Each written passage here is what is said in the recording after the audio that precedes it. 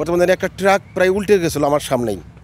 এরা একবারে নুরতাজ করে খায় ভালাইলো, দেশটারও সর্বনাশ করলো। আর আপনি দেখেন একবারে অযোগ্য যারা তারা এই বিআরডব্লিউটিসিতে এরা আছে নিয়োগকৃত, দেখেন একজনও 5 পাস সব, আমার মনে হয় একজনও গ্র্যাজুয়েট না।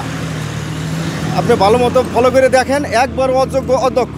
আপনি জাহাজের অবস্থাটা যায় দেখেন, এই আপনার বাথরুমগুলো দেখেন, সিটগুলো দেখেন, উপরে যায় দেখেন, খাবার হোটেলটা দেখেন, সব কিছু মিলে আপনি ইঞ্জিনের অবস্থাটা দেখেন, আদার সাইড দেখেন, কোনটা ভালো আছে? একটা ইনশাল্লাহ ভালো না, এর যথাযথ ব্যবস্থা নেওয়া লাগবে। অবশ্যই নিরাপদ ঘাট চাই, আমরা নিরাপদে ঘরে ফিরতে চাই, আমরা যাতে পারাপারের সুবিধাটা পাই।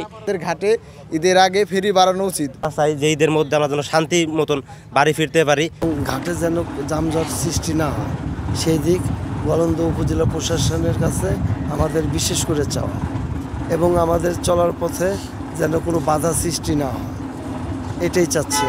আচ্ছা, আপনারা অতীতে তো এই রুট দিয়ে তো নিয়মিত যাতায়াত করেন। হ্যাঁ, অতীতে তো প্রচুর যানজট ভোগান্তি থাকতো।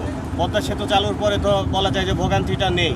সামনে তো ঈদে আসলে কি ভোগান্তির আশঙ্কা করতেছেন কিনা এই ফেরিঘাট এলাকাতে? হ্যাঁ, ঈদে তো একটু ঝামেলা হইতেই পারে এবং ভোগান্ত হইতে পারে, সেটা প্রশাসনের মাধ্যমে যদি এরা সুশৃঙ্খলভাবে পরিচালনা করে আমার মনে হয় না যে কোনো ভোগান্তি হবে। এবং এখন তো কোনো আমাদের এখানে ভোগান্তি নেই, পদ্মা সেতু হওয়ার পরে এখানে মোটামুটি ক্লিয়ার আছে, সবসময় ক্লিয়ার পাই। তো ঈদের মধ্যে তো স্বাভাবিক যানজট হইতেই পারে, এটা প্রশাসন ইচ্ছা করলে এই যানজট থেকে আমাদের মুক্ত করে রাখবে। কি নাম আপনার? আমার নাম আরিফুল ইসলাম।